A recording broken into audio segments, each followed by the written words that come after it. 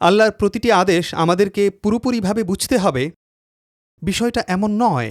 আল্লাহর প্রতিটি হুকুম, প্রতিটি বিধান আপনাকে সম্পূর্ণরূপে যুক্তি দিয়ে বুঝতে হবে, বিষয়টা এমন নয়। এমন কিছু আদেশ আছে যা আমরা বুঝি না, আপনি বুঝেন না, কিন্তু আমরা জানি আল্লাহ সেগুলোর নির্দেশ দিয়েছেন। আর ইব্রাহিম আলাইহিসসালামের পুরো ঘটনা, হাজেরা আলাইহিসসালামের পুরো ঘটনা, ইসমাইল আলাইহিসসালামের পুরো ঘটনা আমাদের দেখায়, যদি আল্লাহ আদেশ দেন তাহলে আমাকে মানতে হবে। যদি আল্লাহ আদেশ দেন তাহলে কেন জিজ্ঞাসা করার অধিকার আমার নেই।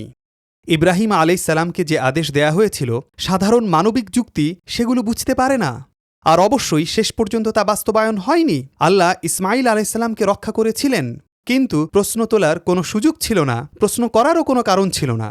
ইসমাইল আলাইহিসসালাম নিজেও বলেছিলেন, যদি আল্লাহ আপনাকে আদেশ দিয়ে থাকেন, লক্ষ্য করুন তিনি একবারও বলেননি কেন আল্লাহ এটা করবেন। আর অবশ্যই আমাদের প্রজন্মকে এমনভাবে গড়ে তোলা হয়েছে, এটা তাদের দোষ নয়, যাতে তারা সবকিছু নিয়ে প্রশ্ন তোলে। তাদেরকে শেখানো হয়েছে প্রতিটি বিষয়ে আপত্তি তুলতে। এটাই আমাদের সমাজের বাস্তবতা, আমরা সেটা বুঝি। কিন্তু এটাও বুঝতে হবে, যদি সেটা আল্লাহর স্পষ্ট আদেশ হয়, যদি সেটা রাসূল সাল্লাল্লাহু আলাইহি সাল্লামের সুস্পষ্ট নির্দেশ হয়, তবে যদি আমাদের ঈমান থাকে, তাহলে সেখানে চ্যালেঞ্জ করার মতো প্রশ্ন থাকতে পারে না।